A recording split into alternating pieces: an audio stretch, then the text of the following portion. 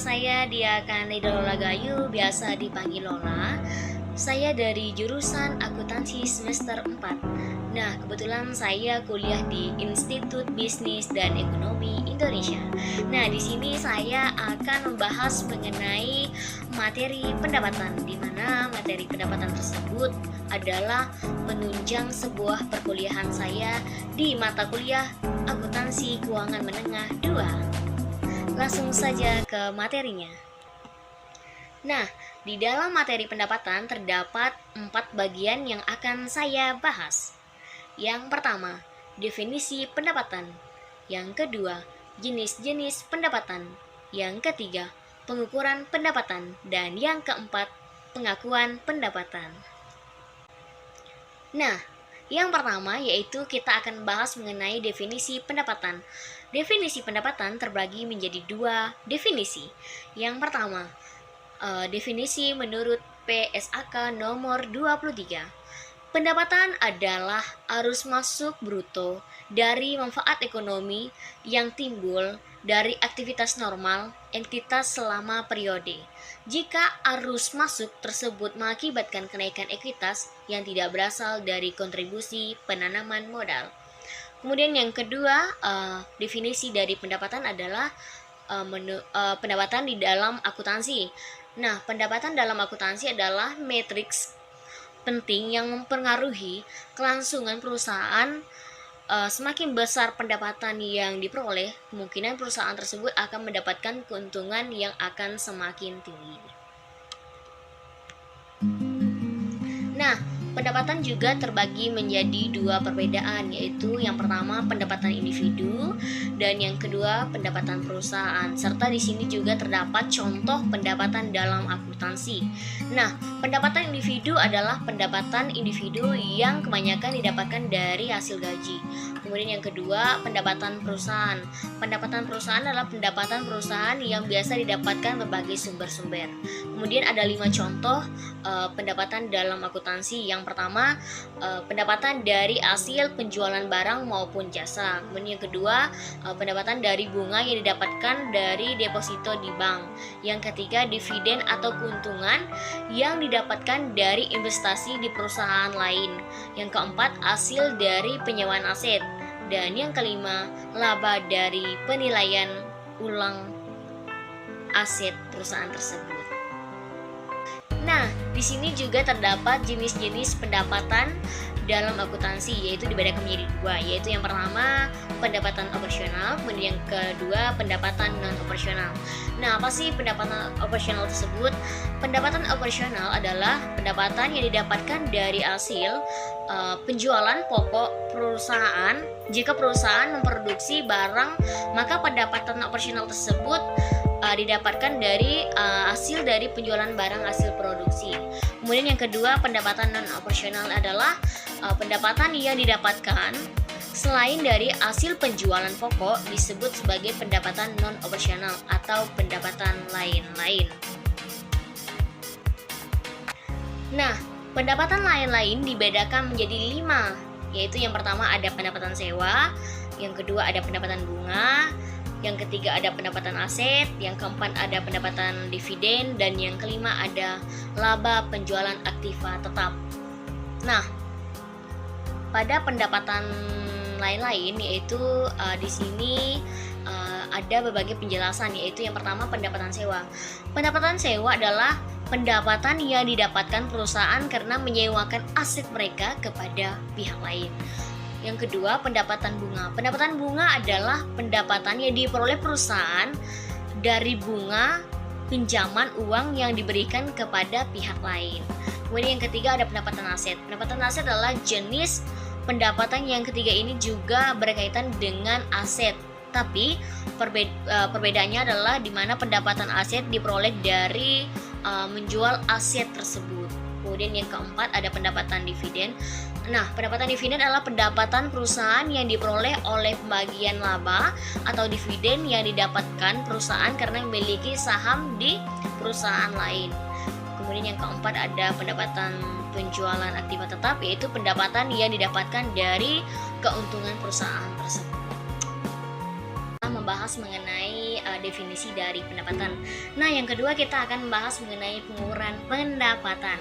Nah, pengukuran pendapatan ini menurut PSAK nomor 23 adalah menyatakan bahwa pendapatan diukur dengan nilai imbalan yang diterima atau dapat diterima. Pada umumnya imbalan tersebut berbentuk kas atau setara kas, dan jumlah pendapatan adalah jumlah kas atau setara kas yang diterima atau dapat diterima. Kemudian di sini juga ada cara bagaimana kita mengukur akuntansi. Rumusnya yaitu pendapatan kotor sama dengan total pendapatan perusahaan. Yang kedua, pendapatan bersih sama dengan pendapatan kotor dikurang pengeluaran. Nah, pada pengukuran pendapatan di sini saya memberikan contoh soal, yaitu yang pertama, contoh soalnya di sini saya akan membacakannya. PT Seni akan menghitung pendapatan mereka di semester awal 2023. Berikut ini adalah angka total yang didapatkan oleh PT Seni.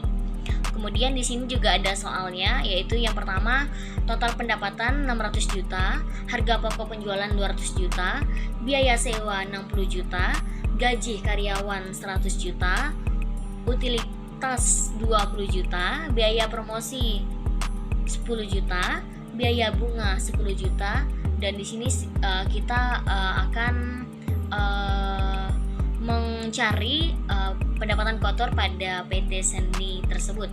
Nah, pada penyelesaian jawaban tersebut dari soal yang telah saya bacakan sebelumnya, di sini ada penyelesaian, yaitu rumusnya pendapatan kotor sama dengan total pendapatan dikurang harga pokok penjualan. Kemudian ada pendapatan kotor sama dengan 600 juta dikurang 200 juta sama dengan 400 juta. Nah, dari mana sih mendapatkan pendapatan kotornya itu 600 juta? Yaitu 600 juta adalah dari total pendapatan, yaitu dari soal yang sebelumnya, yaitu ada total pendapatan 600 juta dan juga 200 juta dari harga pokok penjualan. Kemudian total pendapatan dikurang harga pokok penjualan sama dengan 400 juta. Di sini juga ada pengeluaran PT Seni sama dengan 60 juta ditambah 100 juta, ditambah 20 juta, ditambah 10 juta, dan ditambah 10 juta juga, kemudian hasilnya 200 juta. Dari mana sih mendapatkan angka-angka tersebut? Yaitu ada di soal di sebelahnya. Kemudian sehingga pendapatan bersih PT Seni adalah pendapatan bersih sama dengan pendapatan kotor dikurang pengeluaran. Nah, pendapatan bersih adalah sama dengan yaitu 400 juta, yaitu 400 juta kita dapatkan dari hasil 600 juta dikurang 200 juta. Kemudian 400 juta dikurang 200 juta sama dengan 200 juta. Dari mana sih dapat 200 juta itu? 200 juta itu adalah kita dapatkan dari hasil pengeluaran tadi. Kemudian hasilnya 200 juta. Jadi pendapatan bersih pada PT Seni sebesar 200 juta pada awal 2023. Oke, baiklah, kita telah menjawab atau memberikan soal contoh dari pengukuran pendapatan. Nah, sekarang kita akan membahas mengenai pengakuan pendapatan. Nah, sebelum kita membahas apa sih pengakuan pendapatan, kita harus mengetahui apa sih definisi dari sebuah pengakuan pendapatan. Pengakuan pendapatan merupakan penghasilan yang timbul selama aktivitas normal dari suatu entitas. Pendapatan itu sendiri berarti salah satu komponen dalam persamaan dasar akuntansi, yakni modal.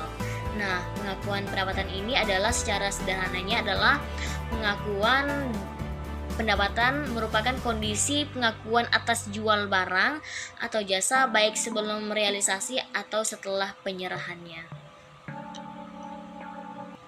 Nah, prinsip pengakuan pendapatan terbagi menjadi dua, yakni yang pertama, pendapatan direalisasikan pada saat sebuah perusahaan melakukan pertukaran barang dan jasa untuk mendapatkan cash.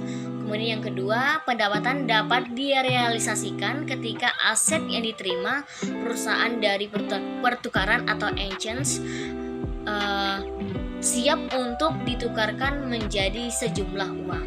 Kemudian yang ketiga yaitu pendapatan dihasilkan atau didapatkan ketika sebuah perusahaan telah menyelesaikan apa yang harus dia kerjakan untuk mendapatkan keuntungan ketika earning proses selesai. Kemudian di sini terdapat ada 4 prinsip pendapatan yang sudah diakui, yaitu yang pertama, pendapatan dari penjualan produk diakui pada tanggal penjualan atau tanggal penyerahan ke pelanggan. Yang kedua, pendapatan dari pemberian jasa diakui saat jasa sudah diberikan dan bisa ditagih. Dan yang ketiga, pendapatan dari memperolehkan aktiva perusahaan seperti bunga sewa dan royalti diakui layak dengan berlahannya waktu pada aktiva tersebut diterapkan. Kemudian yang keempat, pendapatan dari penjualan aktiva kecuali produk diakui pada tanggal penjualannya sendiri.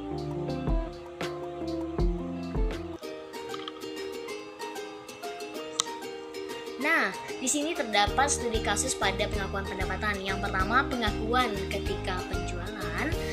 Yang kedua, pengakuan ketika terpenuhi kriteria pengakuan pendapatan. Yang ketiga, pengakuan ketika terpenuhi kriteria pengakuan pendapatan tetapi belum diterima oleh pelanggan. Kemudian yang keempat, pengakuan ketika terdapat kemungkinan pengembalian barang atau jasa. Oke, langsung saja kita bahas pada hari ini. Nah, di sini juga terdapat studi kasus yaitu pengakuan ketika penjualan terjadi. Nah, di sini juga ada soal. PT Karya Usaha adalah perusahaan bergerak di bidang penjualan barang. Pada tanggal 25 Juni 2023, PT Karya Usaha menjualkan barang senilai 100 juta kepada pelanggan dengan syarat pembayaran tunai. Nah, bagaimana pengakuan penjualannya serta jurnalnya? Penyelesaiannya. Di sini juga terdapat penyelesaiannya yang telah saya buat, yaitu pada pengakuan penjualan pada tanggal 25 Juni 2023, PT Karya Usaha akan mengakui penjualan barang sebesar 100 juta sebagai pendapatan karena telah diserahkan kepada pelanggan dan syarat pembayaran tunai terpenuhi. Dan jurnal yang digunakan yaitu kas pada debit dan pendapatan penjualan pada kredit. Di sini saya akan membahas studi kasus 2, pengakuan ketika terpenuhi kriteria pengakuan pendapatan. Nah, soalnya perusahaan Sinar Baru menjual produk senilai 10 juta kepada pelanggan pada tanggal 1 Juni 2023. Produk tersebut dikirim dan diterima oleh pelanggan pada tanggal 5 Juni 2023.